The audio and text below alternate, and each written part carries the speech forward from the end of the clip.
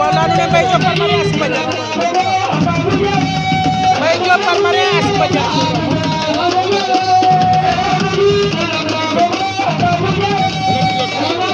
Mbaye Diop Palmarin Astou Badiane